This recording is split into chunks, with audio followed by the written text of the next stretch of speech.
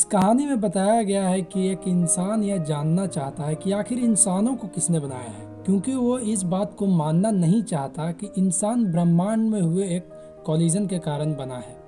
Movie के शुरुआत में दिखाया जाता है कि एक एलियन धरती पे एक झरने के किनारे खड़ा है, जो एक स्पेसशिप से उतरा है। वो किसी तरह के लिक्विड को पीता है, जिसके कारण उसका पूरा शरीर मेल्ट हो जाता है और झरने के सहारे नीचे गिर जाता है। और यह बताया जाता है कि इसी के कारण धरती पर जीवन की शुरुआत हुई है। अगले सीन में दिखाया जाता है कि एक साइंटिस्ट ग्रुप जो एक गुफा के अंदर एक पुरानी कलाकृति को देखते हैं और बहुत ही खुश होते हैं। फिर 2094 का सीन दिखाया जाता है, जो कि आज से भी कई साल आगे है, जहाँ पे एक स्पेसशिप स्पेस में निरंतर आगे बढ़ती जा रही है। इसमें बताया जाता है कि इस स्पेसशिप में 17 क्रू मेंबर्स हैं जो स्लीपिंग चैम्बर में सोए हुए हैं, पर इस पूरी शिप पे एक इंसान जाग रहा है जिसका नाम डेविड है। पर डेविड एक इंसान नहीं होता, वो ह्यूमन द्वारा बनाया गया एक हाई टेक्निकल रोबोट है जो पूरी तरह से इंसान के जैसा ही लगता है।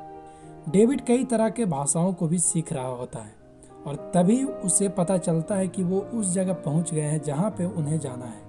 डेविड कंप्यूटर को सभी क्रू मेंबर्स को जगाने का आदेश देता है। जागने के बाद सभी क्रू मेंबर्स की मीटिंग होती है, जिसमें डॉक्टर सौ सभी को बताती है कि आखिर वो कहाँ जा रहे हैं।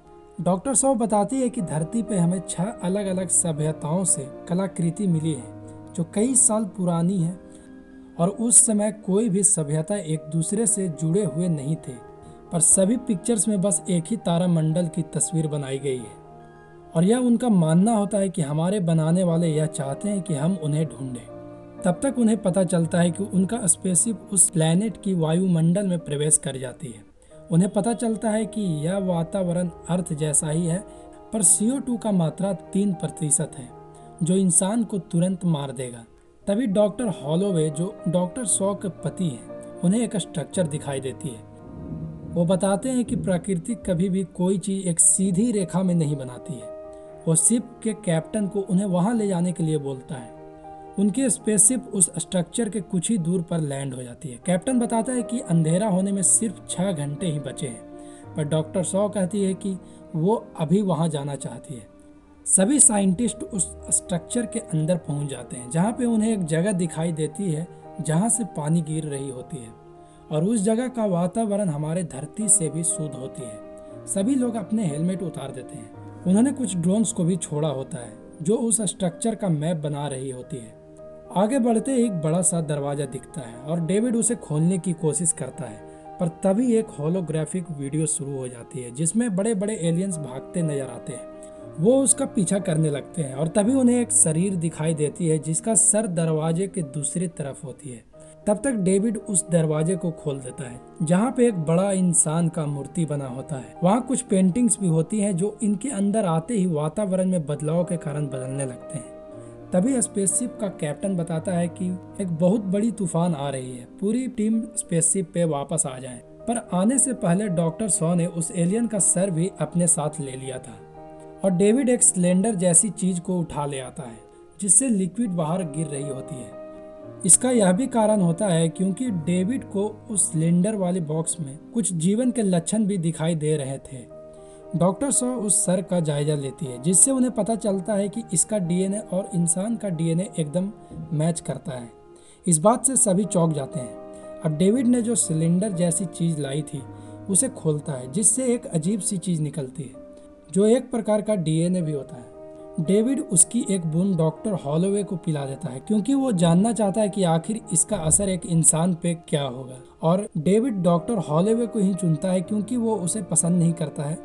और डेविड उनसे पूछता है कि आखिर आप इस मिशन के लिए क्या कर सकते हो, और जवाब में डॉक्टर हॉलोवे कहते हैं कि वो कुछ भी कर सकते हैं इस मिशन के लिए। सभी लोग स्पेसशिप में थे, पर 2 लोग अभी भी स्ट्रक्चर में फंसे हुए थे, और उन दोनों को एक छोटी सी जीप दिखाई देती है, पर दरअसल वो बहुत ही खतरनाक होती है क्योंकि उसका पकड़ बहुत ही मजबूत होता है, और वो दोनों को वहीं मार देती है। अगले दिन वो फिर उस स्ट्रक्चर के अंदर जाते हैं, जहाँ पे उन्हें एक चैम्बर दिखाई देती है जिसमें कुछ स्लीपिंग चैम्बर्स भी होते हैं। तभी डॉक्टर हॉलोवे का तबीयत खराब हो जाती है। वो लोग उसे स्पेसशिप की ओर ले जाते हैं, पर डेविड उस चैम्बर में ही रुकता है। उसे कुछ बटन्स दिखाई देते हैं जिसे दबाते ही फिर से एक होलोग्राफिक रिकॉर्डिंग शुरू हो जाती है, जिसमें से एक एलियन पृथ्वी पे जाने की तैयारी कर रहा होता है, पर कुछ खराबी के कारण वो नहीं जा पाता। फिर डेविड देखता है कि स्लीपिंग चैम्बर में अभी भी एक एलियन जिंदा है। इधर स्पेसशिप पे जब डॉक्टर हॉलोवे को ले जाया जा रहा था, तब इस पूरी मिशन की लीडर उसे अंदर आने से मना करती है और इसी बीच वो डॉक्टर हॉलोवे को फायर थ्रोअर से जला देती है, क्योंकि वो कोई भी बीमारी अपने स्पेसशिप पर नहीं चाहती थी। यह देखकर डॉक्टर सॉ बेहोश हो जाती है, पर जब वो होश में आती है तो डेविड डॉक्टर सॉ को बताता है कि वो प्रेग्नेंट है। इस बात से डॉक्टर सॉ हैरान हो जाती है, क्योंकि वो प्रेग्नेंट कभी भी हो ही नहीं सकती है। एक्चुअली डॉक्टर सॉ और डॉक्टर हॉलोवे ने अंतिम रात को संभोग किया था और यही कारण था कि वो प्रेग्नेंट हो गई थी। डेविड बताता है कि वो डॉक्टर सॉ को स्लीपिंग चैम्बर में भेज देगा, क्योंकि इस स्पेसशिप में कोई भी इसका ऑपरेशन नहीं कर सकता है, और वो डॉक्टर सॉ को बेहोश कर देता है। डॉक्टर सॉ जब जागती है तो देखती है कि दो लोग उसे स्लीपिंग चैम्बर में भेजने की कोशिश कर रहे हैं। वो उन्हें मारकर भाग जाती है और उस मशीन के पास जाती है जो मिशन कैप्टन के कमरे में होती है, जहां उस मशीन की मदद से अपना ऑपरेशन करती है और उनके गर्भ से एक अजीब सा जीव बाहर निकलता है।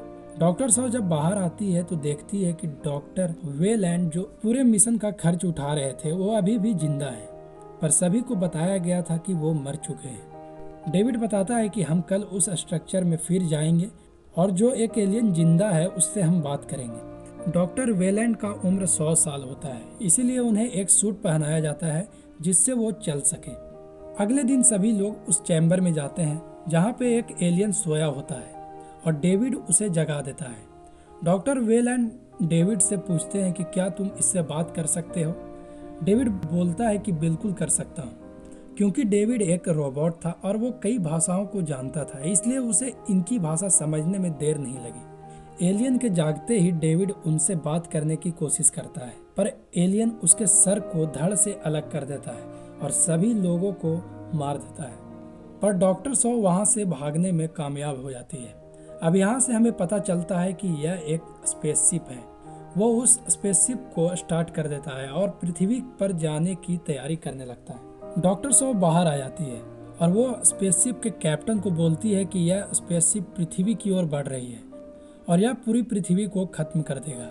वो कैप्टन को बोलती है कि तुम्हें इसे जाने से रोकना होगा, और कैप्टन इस बात को मान लेता है और अपने स्पेसशिप के स्पीड बढ़ाकर उस स्पेसशिप से टकराता है, जिसके कारण दोनों स्पेसशिप वहीं पे धराशायी हो जाते हैं। पर टकराव होने से पहले ही कैप्टन ने लाइफ सपोर्ट को हटा दिया था। डॉक्टर सॉ उसकी ओर भागती है, पर लाइफ सपोर्ट के अंदर वो जीव अभी भी होता है जो उसके गर्भ से बाहर आया था। अब तक वह जीव बहुत ही बड़ा हो जाता है। तभी डॉक्टर सॉ को डेविड की आवाज आती है, क्योंकि वो एक रोबोट था इसलिए वो अभी भी बात कर रहा था। डेविड बताता है कि वह एलियन उसकी ओर बढ़ रहा है, पर जब एलियन वहां आता है तो वह विशालकाय जीव उसे मार देता है। डेविड डॉक्टर सॉ की मदद मांगता है। वह बताता है कि यहाँ ऐसा कई और भी स्पेसशिप हैं, तो दोनों यहाँ से बाहर निकल सकते हैं। डॉक्टर सॉ उसकी बात मान जाती है, पर डॉक्टर सॉ बताती है कि वो पृथ्वी पे नहीं बल्कि वहाँ जाना चाहती है जहाँ से वो एलियन आए थे। और आखिरी सीन में दिखाया जाता है कि उस एलियन के शरीर से एक बहुत ही अजीब तरह का क्रिएचर बाहर आता है और मूवी यहीं पे खत्म हो जाती है। इस मूवी का पार्ट 2 भी है जो 2017 में रिलीज हुई थी। हम अगले पार्ट को जल्द ही अपलोड करेंगे।